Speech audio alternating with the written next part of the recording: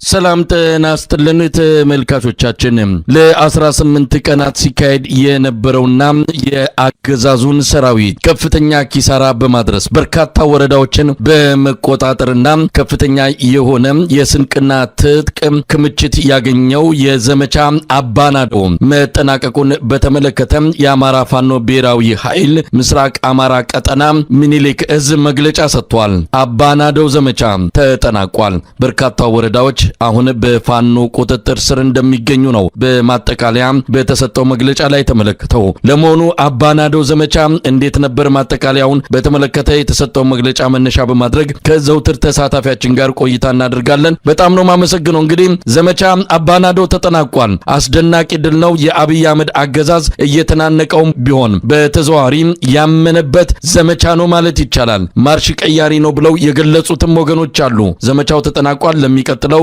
ከፍተኛ በሆነ መልኩ ዝግጅት እየተደረገ እንዳለ ነው የሰማነው። እስቲ ዘመቻው መጠናቀቅ በተመለከተ የተሰጠው መግለጫ ምን ይመስላል? መሳይ አመሰግናለሁ። ግን ከዛ በፊት ዘመቻው ተጠናቋል ሲባል የአገዛዙ ጦር የሚሆን የብልጽግና መንግስት በቃ ሰየው ረፍት አገኘው ብሎ እንዳያስብ እንደው በዚሁ አጋጣሚ ማሳሰብ ፈልጋለሁ። ምክንያቱም ያንድ የታቀደለት በአንድ አካባቢ የነበረውን የሰራዊት ክምችት መምታት መበተንና ቦታዎችን ወታደራዊ ስትራቴጂክ ቦታዎችን መቆጣጠር የተተኳሽ ጥረታቸውንና አጠቃላይ የሎጂስቲክስ ጥረታቸውን ለመቅረፍ ያቀደና ያለመ እና ጥናት የተደረገበት ዘመቻ እንደሆነ ታውቆ ከዚህ ዘመቻ መጠናቀቅ በኋላ ሌሎች ትልልቅ ዘመቻዎች እንደሚደረጉ ለጠላትም ለወዳጅም እንደው ሊያውቀው ይገባል ለማለት ፈልጋለሁ። አንተም እንዳልከው ነው፣ ዘመቻ ነው። በታቀደ ጊዜና ገደብ አላማ ያለው ለተወሰነ ጊዜ የሚደረግ እንጂ ጦርነቱ አብቅቷል ወይ ጥቃት አይፈጸምም ማለት አይደለም። ይሄ በዘመቻ አባናደው ለተወሰነ ጊዜ ይካሄዳል። እንዲህ አይነት ዘመቻዎች የተለመዱ ናቸው።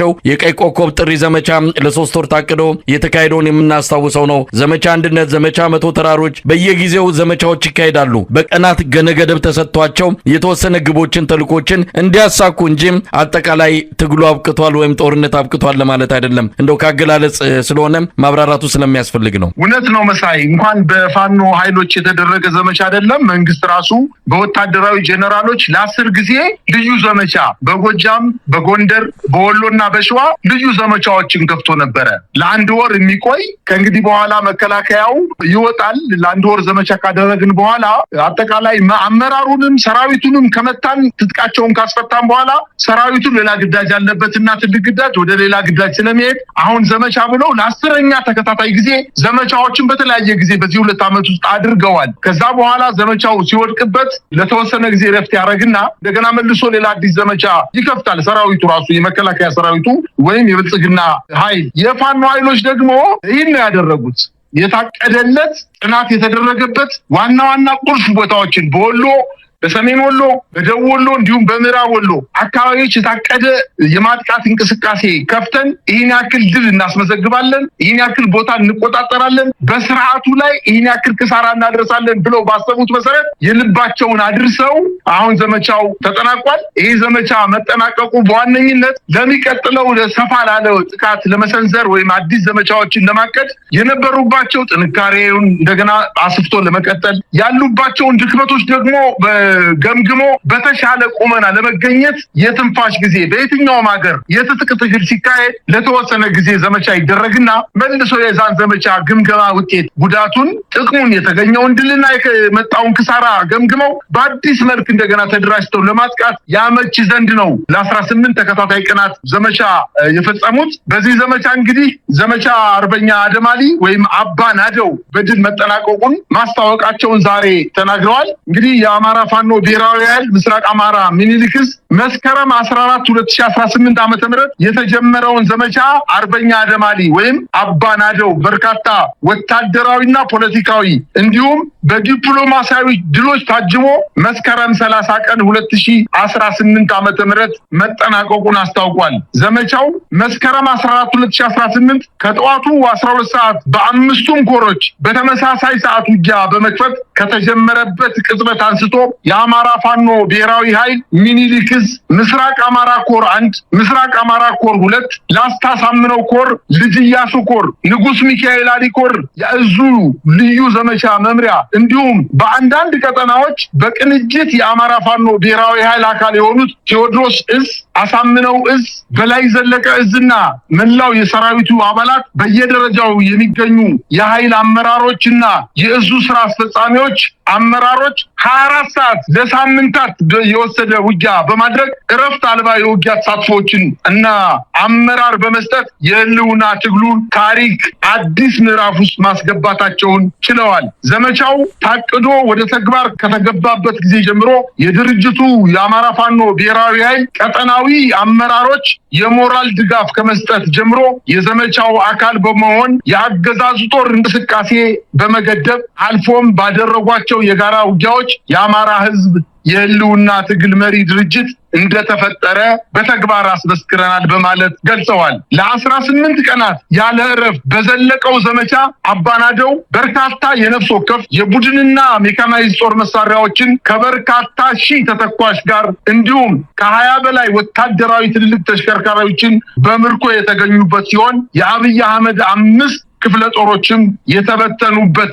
ውጊያው አቅደው የሚመሩ የውጊያ መሐንዲሶችን ጨምሮ በርካታ መስመራዊ መኮንኖችን ያጣበት በመቶዎች የተማረኩበትና በሺዎች ሙትና ቁስለኛ የሆኑበት ስኬታማ ዘመቻ እንደነበረ በግምገማቸው አረጋግጠዋል። የአማራ ፋኖ የህልውና ትግል ከጀመረበት ካለፉት 2 ዓመታት ወዲህ የአገዛዙ ጦር ካስተናገዳቸው ኪሳራዎች እጅግ የከበደው ኪሳራ በዘመቻ አባናደው ወይም አደማሊ ዘመቻ አስተናግዷል። ፋኖ በርካታ ወታደር ወረዳዎችን፣ ከተማ አስተዳደሮችንና ሰፊ ቀጠና የተቆጣጠረበትን የህዝብ አስተዳደር መዋቅር በሰፊው የዘረጋበት ከዚህ ጋር ተያይዞም በቀጣይ እንደ አማራ ፋኖ ብሔራዊ ኃይል በሚያውጀው ዘመቻ ምን ሊፈጠር እንደሚችል ትልቅ ፍንጭ የሰጠበትን አቅማቸው ለወዳጅ እና ለጠላት ያሳዩበትን ልዩ ዘመቻ ነበር በማለት ገልጸዋል። በጥቅሉ ግምገማችን በዘመቻው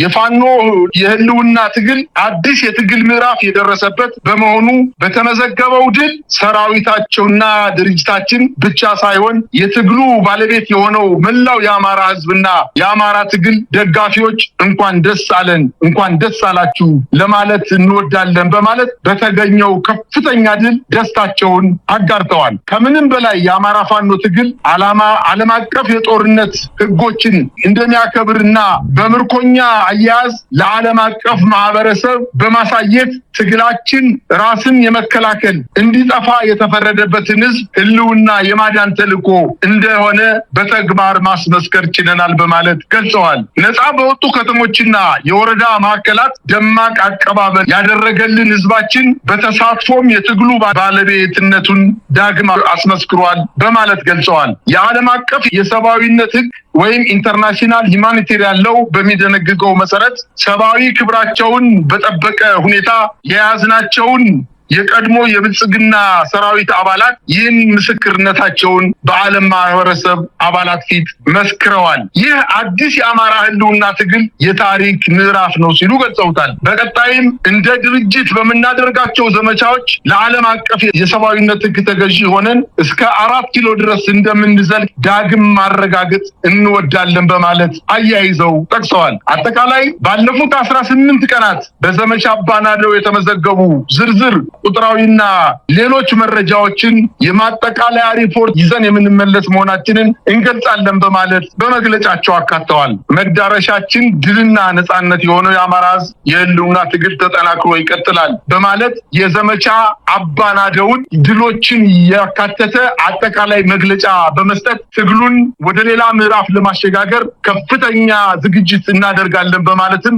አያይዘው የጠቀሱ መሆናቸውን ገልጸዋል። ዘመቻ አባናደው መጠናቀቅን አስመልክቶ የአማራ ፋኖ ብሔራዊ ኃይል ምስራቅ አማራ ቀጠና ሚኒሊክ እዝ የሰጠው መግለጫ ነው። የ18 ቀናቱ ዘመቻ በድል ተጠናቋል ነው። እንግዲህ ይህን በተመለከተ የራሳችንን ምልከታ ማስቀመጥ ያለብን ይመስለናል። ይሄ ዘመቻ አባናደው የተለየ ተደርጎ ሊጠቀስ የሚገባ ብዙ ነገሮችን የቀየረ ምናልባትም አገዛዙ መንደር ተዘናግተው ያሉ ካሉ በአብይ አህመድ ፕሮፓጋንዳ መሬት ባልያዘ ሐሰተኛ መረጃዎች ተደናግረው ያሉ ሰዎችም ካሉ ከድብታ ውስጥ እንዲወጡ ያደረጋቸው ዘመቻ ነው ማለት እንችላለን። የአብይ አህመድ አገዛዝ እድሜ እንደሌለው ትንሽ ገፋ የሚያደርገው ኃይል ከተጨመረበት ሊወገድ የሚችል እንደሆነ ከምንም በላይ ማረጋገጫ የሰጠ ዘመቻ ነው ማለት እንችላለን። በብዙ መልኩ ሊገለጽ ይችላል። ከወታደራዊ ድልና ቦታን ከመቆጣጠር አንጻር በርካታ ቦታዎችን የተቆጣጠሩት የሰሜንና ደቡብ ወሎን አብዛኞቹን ቁልፍ ቦታዎችን አሁንም ድረስ በቁጥጥር ስር ይዘው ይገኛሉ።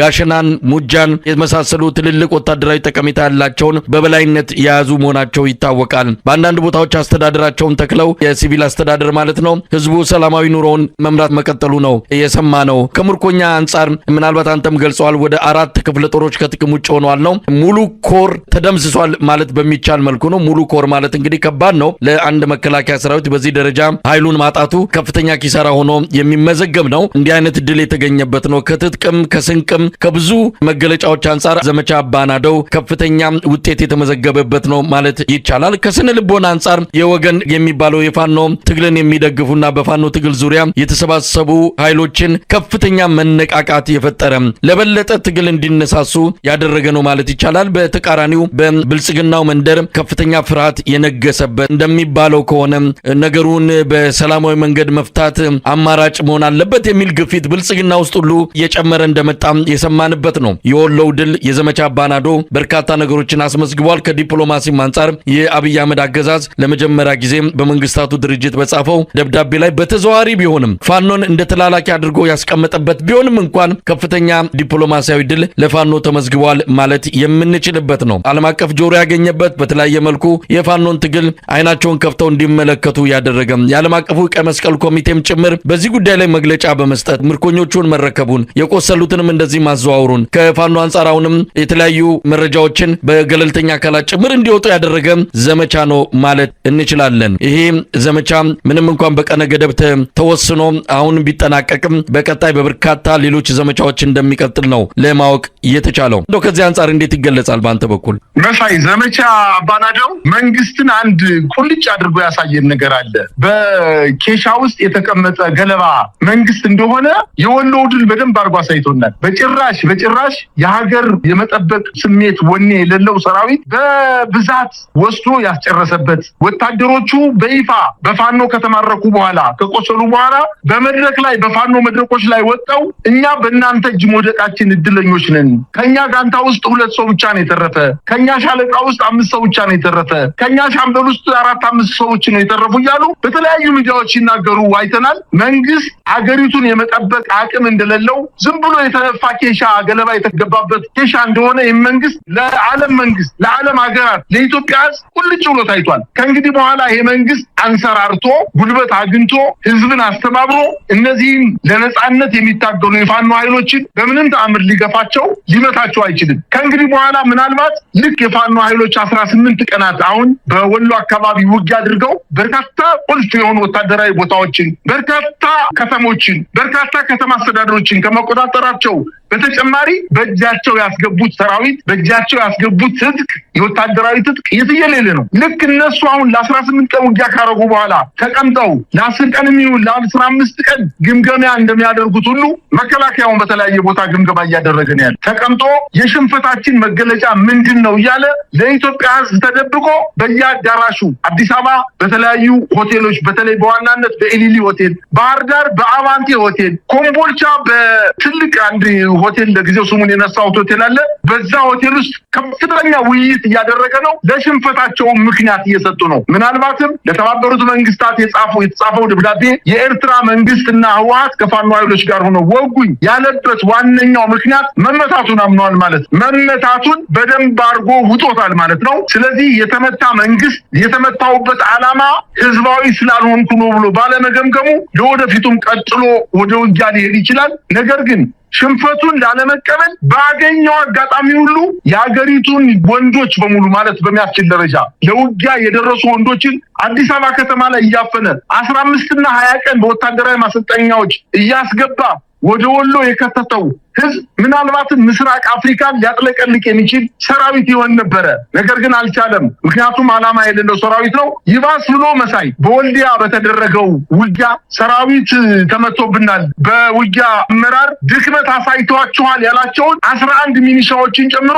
በርካታ የመከላከያ ሻምበሎችና ሻለቆች መቶ አለቆችን በወታደሩ ፊት ረሽኗል። ይሄ የሚያሳየው መሸነፉን ነው። ይሄ ደግሞ ከህዝብ የተደበቀ አይደለም። ይሄ ስርዓት በውስጡ የተለያየ ብሔረሰቦች ለሀገራቸው ብሎ የገቡ ምናልባትም የሀገራቸውን አንድነት ለመጠበቅ ብለው የገቡ የወታደራዊ ትምህርት ያላቸው መኮንኖች ተራ ወታደሮች ያሉበት ነው። ስለዚህ ያለ ምክንያት ሰራዊቱን ሲለሽን እነዚህ ሰዎች መረጃ እያቀበሉ ነው። በወልዲያ ከተማ እንዳልኩ ከ11 በላይ ሚኒሻዎች መረጃ ሰጣችኋል፣ እናንተ ናችሁ ያስጨፈጨፋችሁም ብሎ በርካታ የሚኒሻ አባላትንና መከላከያ መኮንኖችን እንደገደለ ሁሉ ከዚህ በፊትም በጋሸና ላይ የተገደሉ 11 ሚኒሻዎችንና 28 የመከላከያ ሰራዊትን አባላት ከገደለ በኋላ ከዚህ በፊትም ወልዲያ ከተማ ላይ ከ20 በላይ ሻለቆችንና ሻምበሎችን መግደሉን የወልዲያ ከተማ አካባቢ ተወላጅ የስርዓቱ ወታደሮች መረጃውን አንከር ሚዲያ አድርሰዋል። ይህን ተከትሎ በመካነ ሰላም 28 ወታደራዊ አመራሮችን ውጊያ አበላሽታችኋል፣ በአግባቡ በልባቸው አልተዋጋችሁም በማለት ከሰራዊቱ ፊት 28 መቶ አለቆችን፣ 50 አለቆችን፣ ሻምበሎችንና ሻለቆችን ረሽኗል። አንዳንድ ወታደራዊ ጀነራሎችንና ኮሎኔሎችን ደግሞ ወደ አዲስ አበባ በማምጣት የቁም እስረኛ አድርጓል። ይሄ ሁሉ ያሳየው ነገር በወሎ የደረሰበት ሽንፈት ከፍተኛ መሆኑን ነው። አሁን እሱ እያለ ያለው የእናቴ መቀነት ጠለፈኝ፣ የኤርትራ ሰራዊት ነው ወደ ወሎ መጥቶ የወጋኝ፣ የህወሓት ጀነራሎች ናቸው ሰራዊታቸውን ይዞ ወሎን ያጠቁኝ እያለ ያለው በጣም የሚያሳፍረው ነገር መሳይ የወሎ ህዝብ እኮ ከትግራይ ህዝብ ቁጥር በላይ ነው። የአማራ ህዝብ አይደለም። የሀገሪቱን 30 እና 40 በመቶ የሚሸፍነው የአማራ ህዝብ ከእጁ ወጥቶ ነገር ግን ምክንያት ፍለጋ እየሄደ ያለው 4 እና 5 ሚሊዮን የማይሞላውን የኤርትራ ህዝብ 6 እና 7 ሚሊዮን በላይ የማይሆነውን የትግራይ ህዝብ ጀግና ለማድረግ ከአማራ የተለየ ጀግና ለማድረግ ከፍተኛ ጥረት እያደረገ ነው። ነገር ግን አንድም የኤርትራ ሰራዊት አንድም የህወሓት ሰራዊት በወሎ ምድር ላይ ገብቶ ውጊያ እንዳላደረገ በርካታ ማሳያዎች እያየን ነው። ሰራዊቱ 400 300 ሰራዊት በእጃቸው ገብቶ እያናገሯቸው ያሉት የፋኖ ኃይሎች አማርኛን በደንብ አድርገው ጥርት አድርገው የሚናገሩ ምናልባትም አማርኛ ተናጋሪ ጎበዝ ትግሬ ጎበዝ ኤርትራዊ ሊጠቅሰው የማይችለውን አማርኛ እነሱ እየተናገሩ አማራ መሆናቸውን ፊት ለፊት በአማርኛ ቋንቋን አቀላጥፈው የሚናገሩ እዛው አካባቢ ተወላጅ ፋኖዎች ናቸው በመድረክ ላይ እያየናቸው ያለውና የስርዓቱ የእናቴ መቀነት ጠለፈኝ አይሰራም። ይልቅስ እቺን ሀገር ወደ ብተና ሰዶ በኋላ እቺ ሀገር ኢትዮጵያ ታሪክ እንድትሆን የማይፈልግ ከሆነ ስርዓት በጊዜው አሁንም ጊዜ ያለውና ስልጣኑን ለሽግግር መንግስት አስረክቦ የኢትዮጵያ ኃይሎች መሳሪያ ያነገቡ ኃይሎች ተነጋግረው ሀገሪቱን ቢያስቀጥሉ ነው የሚሻለው እንጂ እውነት ለመናገር እንግዲህ በኋላ የወሎ ፋኖ ታሪክ ነበረ፣ ምናልባትም ጅማሮ ነበር የሚያስብል ትልልቅ ድሎችን በጎንደር፣ በሸዋ፣ በጎጃም በተጨማሪም በወሎ ልናይ እንደምንችል መገመት በጣም ቀላል ነው። ሰራዊቱ በጣም በሞራል ተበረታቷል። የፋኖ ኃይል ሰራዊት በሞራል ተበረታቷል። በትጥቅ ራሱን አደራጅቷል። ህዝባዊ ማዕበል የአባት አርበኞች የድሮ የደርግ ወታደር የነበሩ ኮሎኔሎች፣ ሻለቆች፣ ሻምበሎች፣ መቶ አለቆች፣ ተራ ወታደር የነበሩ ሰዎች የፋኖ ኃይሎችን መቀላቀል ብቻ ሳይሆን ራሱ የመከላከያ ሰራዊት አባላት የነበሩ የፋኖ ኃይል የአድማ ብተና ኃይል የነበሩ የሚኒሻ ኃይሎች የነበሩ በመቶዎች የሚቆጠሩ በየቀኑ እየጠፉ ፋኖን እየተቀላቀሉ ምስጢር እያወጡ ነው። ኃይሉንም እያሳሱት እንደሚገኙ ነው መረጃዎች የሚያመላክቱት። በአጠቃላይ የሰሩት ስራ እጅግ በጣም ለአማራ ህዝብ ብቻ ሳይሆን ምናልባትም በምስራቅ አፍሪካ በተደረጉ ወታደራዊ እንቅስቃሴዎች በሽምቅና በመንግስታት መካከል እየተደረጉ የነበሩ ታሪኮች የቀየረ ሰራዊት ቆስሎ በከፍተኛ ደረጃ ሕክምና ስለሚያስፈልገው እባካችሁ አድኗቸው ብሎ ለዓለም አቀፍ ቀይ መስቀል ማህበር ጥያቄ አቅርቦ ያን ጥያቄ ተቀባይነት አግኝቶ ወስዶ የቀረው 16 የመከላከያ ሰራዊት አባላትን ሕክምና እንዲያገኙ ማድረግ ማለት ይሄ ቀላል ነገር አይደለም። እውነት ለመናገር በጣም ድናቸው ከሰማይ ጥግ የደረሰ ምናልባትም የመንግስትነትን ተግባር ገና በሽምቅ ተዋጊ ኃይል ሆነው ተግባራዊ ያደረጉ እየተለማመዱት እንደመጡ ነው ማሳየት የሚቻለው። ነገር ግን የፈረሰው ስርዓት ከእንግዲህ በኋላ ጊዜ 11ኛው ሰዓት ደርሷልና ልበቀል ያለ ስርዓት የአማራ አካባቢ የሚደረገውን ጦርነት በመከላከያ ሰራዊት ብቻ ሳይሆን በጣም ግዙፍ የሆነ የኦሮሚያ ልዩ ኃይልን በባህር ዳር አውሮፕላን ማረፊያ በማሳረፍ በካሚዮኖች ጭኖ ወደ ደብረ ታቦር አካባቢ አድርጎ ወደ ጋሸና እንቅስቃሴ ሲያደርግ የፋኖ ኃይሎች የተለያዩ ክፍለ ጦሮች በየቦታው እየወጉት እንደሚገኙና የኦሮሚያ ልዩ ኃይል በአማራ ክልል ገብቶ በቀል እንዲፈጽም ህዝብና ህዝብ እንዲጋጭ ለማድረግ ዩኒፎርማቸውን ሳይቀይሩ ወደ አማራ ክልል ገብተው ጥቃት ለመፈጸም ሲንቀሳቀሱ የነበሩ የኦሮሚያ ልዩ ኃይሎች እንዳልተሳካላቸውና የአገዛዙ እድሜ ማምሻ ላይ እንደደረሰ በርካታ ምልክቶችን እየተመለከተ ስለሆነ የኢትዮጵያ ህዝብ አሁንም በትግሉ የፋኖ ኃይሎችንም ይሁን መሳሪያ ያነገቡ ይህን ስርዓት ሊጥሩ የሚንቀሳቀሱ ኃይሎችን መደገፍና ማገዝ እንዳለበትና የመከራው ዘመን እንዲያጥር ሁሉም ኢትዮጵያዊ አስተዋጽኦ ማድረግ እንዳለበት ነው ግረ መንገድ የማሳሰብ የምፈልገው። መሳይ እንግዲህ በወታደራዊ ባለሙያዎችም ጉዳዩን እንዴት እንደተመለከቱት እንደዚሁ እንግዳ አድርገን አቅርበን አወያይተናቸዋል። ሻለቃ ማሞን ጨምሮ ሌሎችም እንደዚሁ መረጃውን የሰጡን ወታደራዊ ባለሙያዎች አሉ። ይሄ በጣም የተለየ ወታደራዊ ዘመቻ ነው ብለው ገልጸዋል። ከዚህ በኋላ የአብይ አህመድ አገዛዝ በፊት እንደነበረው አይነት በወሎ የፍጹም የበላይነት ሊኖረው የሚችልበት ዘመን አክትሟል። ከዚህ በኋላ ነገሮች ተቀይሯል ነው። ዳግም በፋኖች የሚገኙትን አካባቢዎች ዳግም ያገዛዙ ሰራዊት ቢቆጣጠር እንኳን የበፊቱ አይነት ቅቡልነት ተቀባይነት ሊኖረው የሚችል መንግስታዊም ሆነ ሌሎች ነገሮች እንደማይኖረው በመግለጽ ይሄ በጣም አስደናቂ ድል እንደሆነ ነው የገለጹት። ፋኖች እንግዲህ የተወሰነ መሳሪያ አግኝተዋል። ይህንን ድል ማስቀጠል የሚችሉበት የያዙትን ይዘው መቀጠል የሚችሉበት ሌሎች ወሳኝ የሆኑ ስትራቴጂክ ድሎችን ማስመዝገብ የሚችሉት የተተኳሽ አቅማቸውን የመሳሪያ አቅማቸውን ሲያሳድጉ እንደሆነ በመግለጽ ይህንን ማሟላት ከቻሉ ድሉ በአጭር ጊዜ ከአማራ ክልል ባሻገር ሌላውንም ነጻ የሚያወጣበት ጊዜ ሩቅ እንደማይሆን ነው ወታደራዊ ባለሙያዎች እየገለጹ ያሉት። እንግዲህ አገዛዙ የሞት ሽረት ትግል አደርጋለሁ ብሎ ተነስቷል። የኦሮሚያ ልዩ ኃይል ገብቷል። እንግዲህ ይሄ በጣም አደገኛ ነው። የዘር ፍጅት ሊቀሰቅስ የሚችል አካሄድ ነው። ኃላፊነት የጎደለው የአብይ አህመድ አገዛዝ የቀቢጸ ተስፋ ሙከራ አካል ነው ብሎ መውሰድ ይቻላል። እንግዲህ ነገሩን በጥንቃቄ መመልከት ያስፈልጋል። መለዮ የቀየሩት ዩኒፎርም የቀየሩ ነገር ግን የኦሮሚያ ልዩ ኃይል አባላት በብዙ ቁጥር አማራ ክልል ገብተዋል። እንደሰማነው ከሆነ በአንድ ቀጠና የገቡት ከ3/4 በላይ የሚሆኑት ተደምስሰዋል። እንደውም ሰሞኑን አንድ ቪዲዮ ተመልክተ ከሆነ በሶሻል ሚዲያ ላይ ተሰራጨ። ወንድሙ ከዚህ በፊት በአማራ ክልል ገብቶ የተሰዋ ነው። አሁን እሱም ወደዛ ዘመቻ ተልኳል። እያነባ እያለቀሰ ነው። ወንድሜም ሞቷል፣ እኔም አሁን ወደዛ እየሄድኩ ነው እያለ ከፍተኛ የሆነ ስሜት ውስጥ ገብቶ ቪዲዮን ያሰራጨው። እንዲህ አይነት ቪዲዮዎች በተለያዩ መልኩ እየቀረቡ ይገኛሉ። ሰራዊቱ መዋጋት አይፈልግም፣ አላማ የሌለው ጦርነት ነው እያለ ነው። አብይ አህመድ ግን አይኑን ጨፍኖ ገብቷል።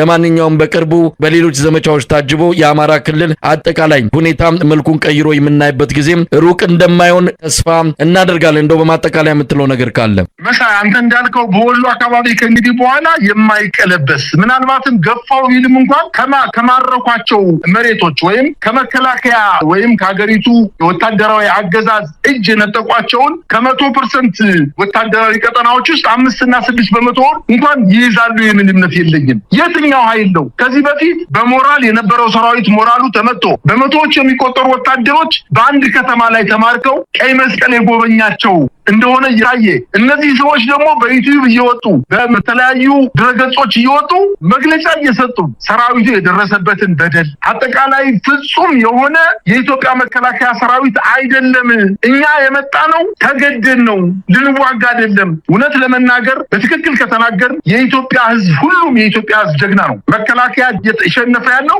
ሰነፍ ስለሆነ አይደለም፣ ወይንም የመዋጋት አቅም ስለሌለው አይደለም፣ ምክንያት ስለሌለው ነው። በአማራ ክልል ውስጥ ገብቶ የአማራን ለመጨፍጨፍ ስለተንቀሳቀሰ ብቻ እንጂ ይሄኛው ከዛኛው ጀግና ሆኖ ወይም ያኛው ከዚህኛው ሰነፍ ሆኖ አይደለም። ምክንያት ነው። ጦርነትን የሚያዋጋው ምክንያት ነው። ምናልባት መጽሐፍ ቅዱስ ውስጥ የገዲዮን ጦር የፈራ ይመለስ ብሎ በጣት የሚቆጠሩ ከ40 እና 50 ያላነሱ ወታደሮች በሺዎች የሚቆጠሩ ወታደሮችን እንዳሸነፏቸው ሁሉ የፋኖን ታሪክንም ደግሞ በመጽሐፍ ቅዱስ ላይ ካገናኘ ነው ጥቂት የማይንበረከኩ ዓላማ ያላቸው ወጣቶች የፈራ ይመለስ፣ ሌላው ከፈለጋችሁ ተመለሱ፣ እኛ በደሎች ልጆቻችንን መሸከም አንችልም ብለው ወደ ጫካ ወጣው ዛሬ ሚሊዮኖች ሆነዋል። እውነት ለመናገር የአማራ ህዝብ ትግል በቁጥር አሁን ሰራዊቱ አጠቃላይ የመከላከያ ሰራዊት ወይም የአብይ አህመድ ሰራዊት ካሰለፈው ቁጥር በላይ ደርሷል። ምናልባትም ታንክ ላይ ኖረው ይችላል፣ መድፍ ላይ ኖረው ይችላል እንጂ ሌሎቹ አጠቃላይ የቡድንና ከባድ መሳሪያዎች ፋኖች ታጥቀዋል። አውሮፕላን ላይ ኖረው ይችላል። ነገር ግን ከአውሮፕላን በላይ የሚያስፈልገው አላማ ነው። አላማቸው የአማራን ህዝብ አጠቃላይ ከልቂት ከመጥፋት ለመታደግ ወደ ጫካ የወጡ ጀግኖች እንግዲህ እሸቱን አቅምሰውናል። እሸቱን አሽተው የማሽላውን የሽምብራውን እሸት የድሉን እሸት አቅምሰውናል። በኋላ ደግሞ ፍሬውን በደንብ አድርገው ያበሉናል የሚል እምነት አለኝ። መሳይ እንዲያው እግረ መንገዴን በጣም የምጠቅሰው ነገር በዚህ ጊዜ የአማራ ክልል አስተዳደር አጠቃላይ የአማራ ክልል ሚኒሻ እያደረገ ያለው ነገር ግን ምናልባት ለአበል ብሎ ያልተማረ ሚኒሻ ስለሆነ ለአበል ብሎ እየተንቀሳቀሰ ያለ አበል ለመብላት ብሎ እየተንቀሳቀሰ ያለ ሚኒሻ ዛሬ በጥይት እየተበላ ነው። በተለያየ የጦር አውደ ውጊያ ላይ ከፍተኛ ጉዳት እየደረሰበት ያለው ሚኒሻ ነው። ለአበል ብቻ ብሎ እየሄደ በአንድ ቀበሌ ላይ እየተንቀሳቀሰ 100 እና 200 ሚኒሻ ግማሹ 15 20 30 40 እየሞተ አሁንም ከድርጊታቸው አልተመለሱም፣ ከመጥፎ ድርጊታቸው አልተመለሱምና እግረ መንገዴን በኋላ በታሪክ ባንዳ የሚባለውን ታሪክ ስም ለነዚህ ሰዎች ስለሚሰጥ አሁንም ከድርጊታቸው አልመሸባቸውምና ወደ ህዝባቸው ቢቀላቀሉ ነው የሚሻለው። አርሰው ቢመገቡ አርሰው ቢኖሩ ነው የሚሻላቸው። ከዚህ ውጭ ግን ትግሉ ምዕራፉን ቀይሯል። ከእንግዲህ በኋላ እየመቱ እየተተናኮሱ 2 እና 3 የመከላከያና የሚሊሻ የአድማ ብተና አባላትን እየገደሉ መመለስ ቀርቷል። የወሎው ትልቅ ምሳሌ ነው። ትልልቅ ከተሞችን ትልልቅ ወታደራዊ ስትራቴጂክ ቦታዎችን ተቆጣጥሮ ፋኖ አሁንም ቦታዎችን አስከብሮ ነው የሚገኘው። መከላከያ በወልዲያ ከተማ ላይ በአራቱም ፋኖ በተቆጣጠራቸው መውጫ በሮች ላይ ያልቧጠጠው ነገር የለም። አቅመቢስ ሲሆን ደግሞ ከዚህ በፊት በልዩ ስልጠና የሰጠኋቸውን 33ኛ 34ኛ 35ኛ እና 36ኛ ዙር የኦሮሚያ ልዩ ኃይሎችን ወደ አማራ ክልል ወደ ወልዲያና ወደ ቆቦ በመላክ ባህር ዳርን ከተማ ላይ አምጥቶ በጋሸና በኩል በደብረታቦር ጋሸና እንዲቆጣጠሩ ለማድረግ ሙከራ አድርጓል። አንተ እንዳልከው በርካታ ኃይል ነው ወዲያው ተበተነው የተማረከው የተደመሰሰው። ስለዚህ ዓላማ የሌለው ሰራዊት የትኛውን ቦታ ላይ ሄዶ ማሸነፍ አይችልምና የአማራ ትግልን እና የአማራን ህዝብ መበደል የኦሮሞ አባቶች የኦሮሞ ብሔር ተወላጆች ችግሩን ተገንዝበው ልጆቻቸው ወደ አማራ ክልል ሄደው እንዳያልቁ ለማድረግ ልጆቻቸውን ተው ሊሏቸው ይገባል ነው ብዬ ማሳሰብ የምፈልገው መሳይ። በአጠቃላይ ግን ትግሉ ወደ ሁለተኛ ምዕራፍ እየተሻገረ መሆኑና ከእንግዲህ በኋላ ካምፕን ወይም የወታደራዊ ካምፕን እያጠቁ እየሸሹ መመለስ ሳይሆን ምናልባትም የክልል ከተሞችን ትልልቅ የዞን ከተሞችን እነ ጎንደርን እነ ደብረ ማርቆስን እነ ደብረ ብርሃን እነ ደሴ አደጋ ውስጥ እንደገቡ መንግስት ሊያውቀው ይገባልና እነዚህ ከተሞች በፋኖ ኃይሎች ቁጥጥር ስር ከገቡ በኋላ የእንግዲህ በኋላ እባካችሁ ማሩኝ የሚል ነገር አይሰራም። የአማራ ብልጽግና ኃይሎች ከወዲሁ ከብልጽግና ወጥተው ወይንም ህዝባቸውን ይቅርታ ጠይቀው ምህረት ጠይቀው ለትግሉ አንድ አካል መሆን ካልቻሉ ነገ ከነገ ወዲያ በታሪክ ብቻ ሳይሆን በህግም የሚጠየቁ መሆናቸውን ነው እግረ መንገድን ማሳሰብ የምፈልገው መሳይ። በጣም ነው የማመሰግነው። እንግዲህ ለ18 ቀናት ሲካሄድ የቆየው ዘመቻ አባ ናደው መጠናቀቁን አስመልክቶ የአማራ ፋኖ ብሔራዊ ኃይል ምስራቅ አማራ ቀጠና ሚኒሊክ እዝ የሰጠውን መግለጫ መነሻ በማድረግ ነው የማጠቃለያ የዘመቻው ዘገባን ያሰናዳ ነው። እንግዲህ ሌሎች ዘገባዎች አሉ ከፋኖ አንጻር በጎንደር፣ በጎጃም፣ በወሎ፣ በሸዋ እንደዚሁ በርካታ ድሎች ተገኝተዋል። የተያዙ ቁልፍ ቦታዎች እንዳሉ ነው የሰማነው። ይህንን በዜና ክፍለ ጊዜያችን የምንመለስበት ይሆናል። ዘመቻ አባ ናዶ ተጠናቋል። በጣም አመሰግናለሁ። እኔም አመሰግናለሁ መሳይ።